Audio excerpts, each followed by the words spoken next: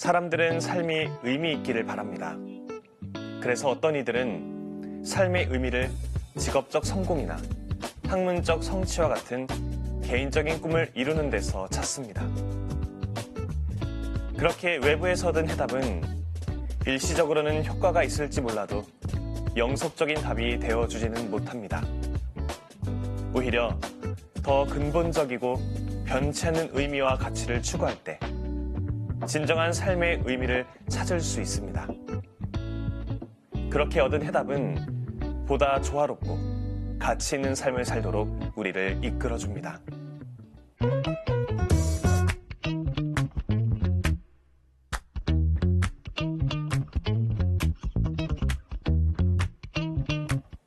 이 시간에 함께 읽을 책은 삶의 의미입니다.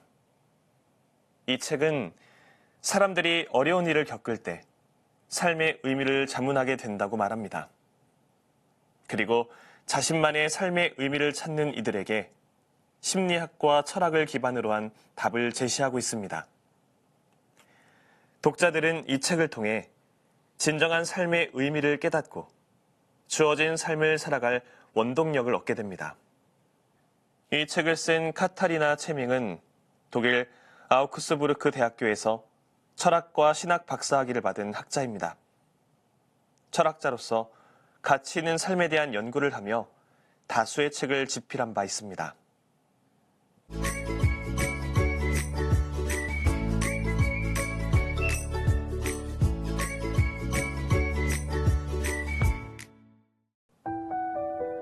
우리가 아직 어떻게 대처해야 할지 모르는 변화된 삶의 상황에서 의미 상실의 위기는 더 커진다.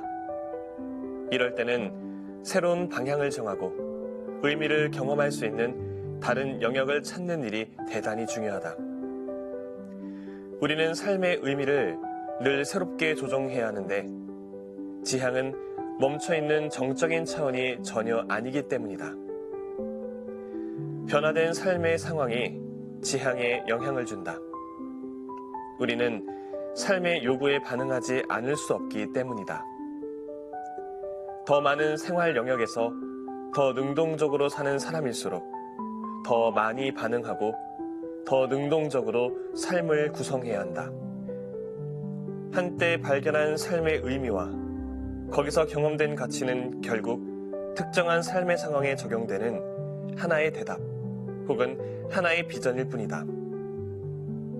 삶의 단계와 상황에 따라 의미 있다고 느끼고 이해하는 것이 다르다.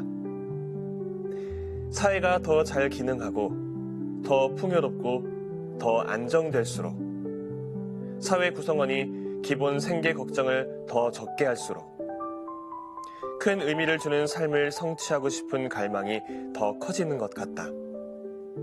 특히 이런 사회에서는 좋은 교육을 받은 젊은이들이 거대한 이상을 향한 갈망에 이끌린다.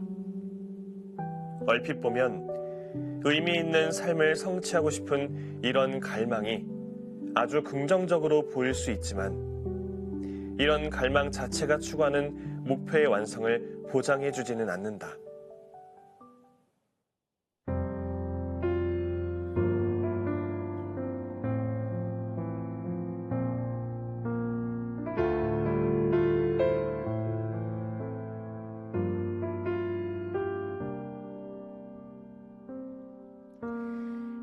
당신을 기다립니다. 아무도 내 마음 몰라줄 때도 당신을 기다립니다.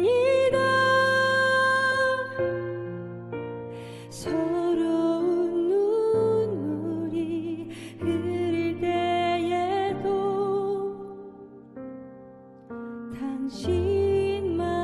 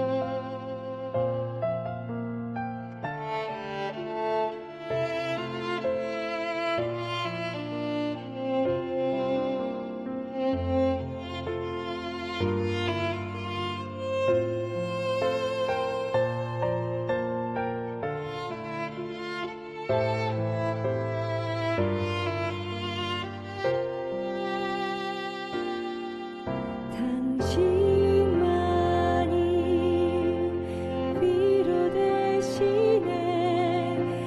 당신만이 희망 되시네. 전에도 계셨고 오늘도 계시며 또 앞으로 오시하리니 당신을 기다립니다. 아무도 내 마음 몰라줄 때도 당신을 기다립니다. 서러운 눈물이 흐를 때에도 당신만이 위로 되시네. 당신만이 희망 되시네. 전에도 계셨고 오늘도 계시며 또 앞으로 오시하리니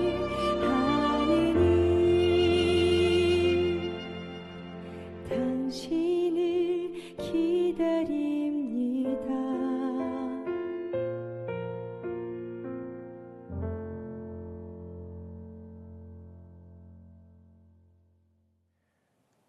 시대의 흐름에 따라 사람과 세상 모두 계속 변화하기에 삶의 의미를 하나의 고정된 답으로 한정지어 설명할 수는 없습니다. 다양한 경험 속에서 변화를 수용하는 태도는 오히려 변치 않는 가치 있는 삶을 살아가는 데 도움이 됩니다.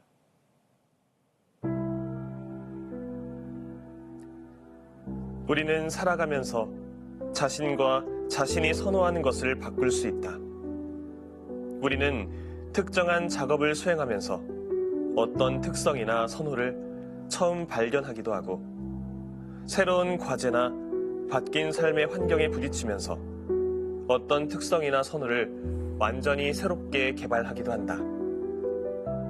우리 삶의 이런 유동성 때문에 나는 진정한 자아 찾기가 삶에서 충만함과 성취를 경험하기 위한 적절한 목표가 아니라고 생각한다. 충만함은 참된 자아 인식에서 경험되는 것이 아니다. 우리 인격의 일부 혹은 어떤 측면과 공명하는 대상이나 사건과 만날 때 우리는 풍성함이나 충만함을 느끼게 된다. 이처럼 나는 우리 안에 명료하게 정의된 내면적 핵심은 없다고 믿지만 상대적으로 일정한 성격적 특성 몇 가지는 우리가 보유하고 있다고 확신한다. 물론 이 특성의 정도는 개인에 따라 다양하다. 심리학에서는 이른바 빅5, 즉 지구에 있는 모든 사람에게서 발견되지만 그 강도는 다양하게 나타나는 5가지 성격 특성을 말한다. 그 5가지는 외향성, 친화성, 신경성, 경험에 대한 개방성, 성실성이다.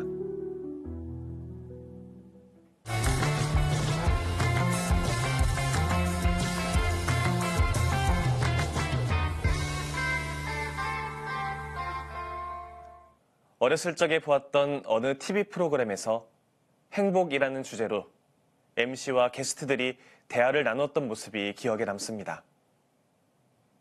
행복을 느끼는 순간이 언제인지를 묻는 MC의 질문에 어느 연예인 게스트는 겨울날 일과를 마치고 집에 돌아와 따뜻한 물에 발을 씻고 이불 속에 들어가 누워있는 상태를 만끽할 때라고 대답했습니다. 당시 어린 마음에 뭐 저런 답이 있나 싶다는 생각이 들다가도 막상 저에게 같은 질문이 던져졌을 때도 다르지 않은 성격의 답이 나올 것 같아 뒤늦은 공감이 밀려오기도 했습니다.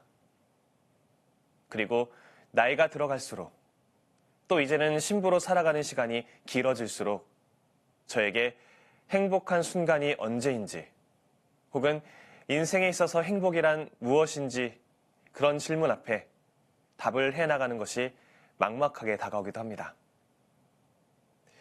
쉽게 답할 수 없는 무언가 고차원적으로 고민을 한 이후 섬세한 답을 내려야 한다는 강박이 들기도 합니다.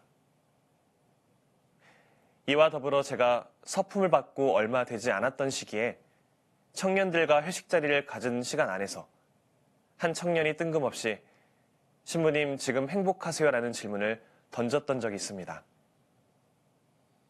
저에게 저 질문을 한 청년의 행복에 대한 고민이 짙게 깔린 물음에 저는 그 자리에서는 한 채의 망설임도 없이 그렇다라고 대답을 했지만 이후에도 저 질문이 끊임없이 저의 머릿속에 맴돌며 행복한 삶이란 무엇인가에 대한 고민을 하게 만들었습니다. 이처럼 행복이라는 단어는 우리에게 익숙하면서도 무언가 몇 가지 항목으로 규정짓기 어려운 개념입니다.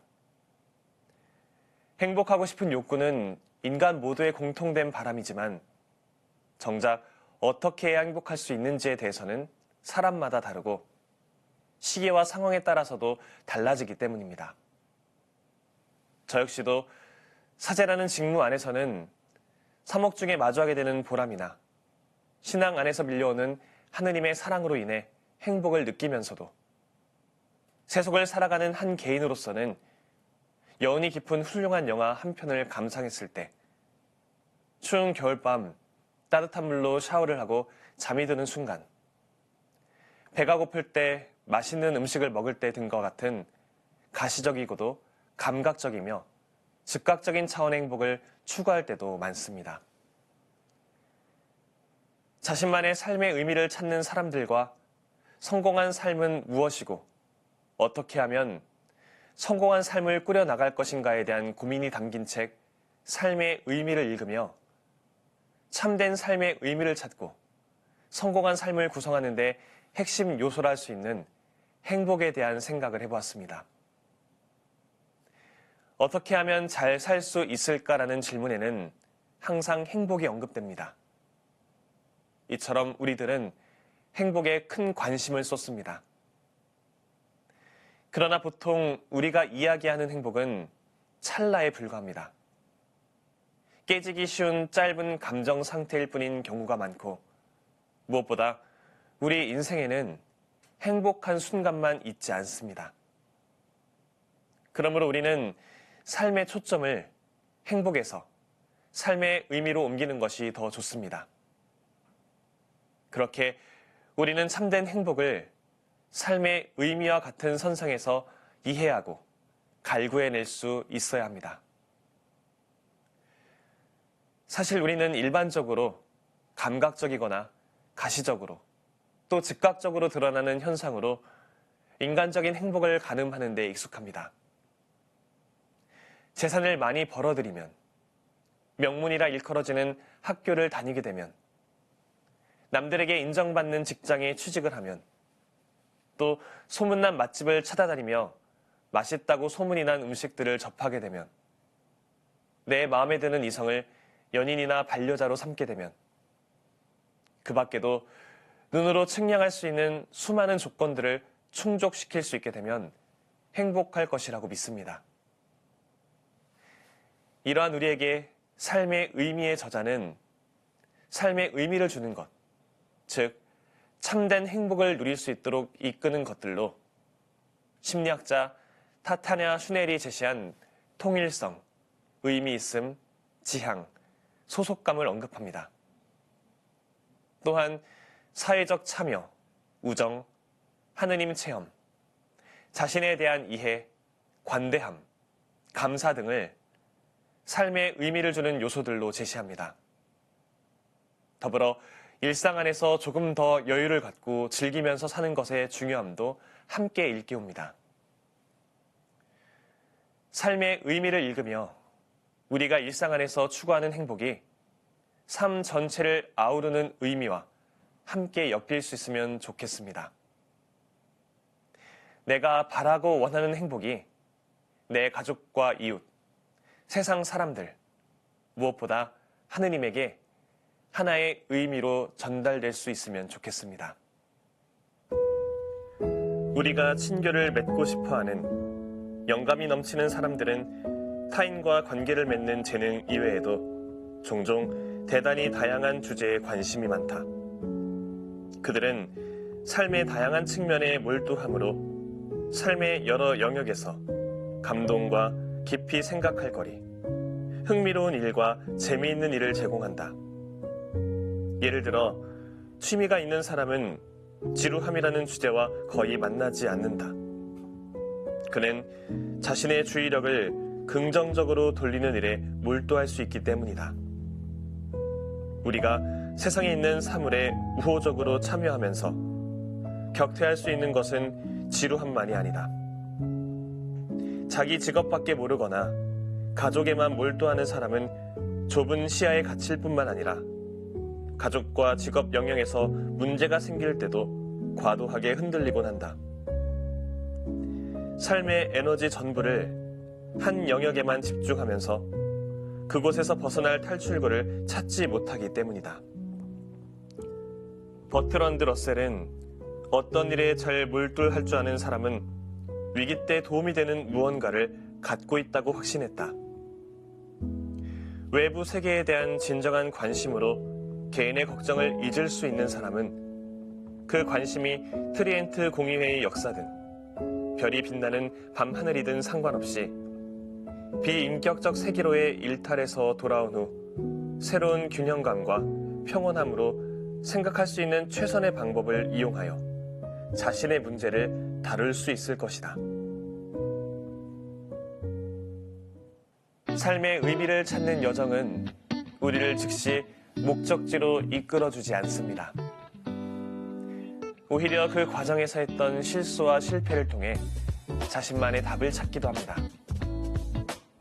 삶의 의미를 찾아 헤매다가 더 의미 있고 가치 있는 현재를 놓치는 우를 범하지 않기를 바랍니다. 그 헤매는 시간마저 우리의 삶을 이루는 소중한 순간이기 때문입니다. 저는 다음 시간에 새로운 책으로 돌아오겠습니다. 평범한 일상 속에서 지혜를 발견하는 시간, 책. 지금까지 함께 해주신 여러분 감사합니다.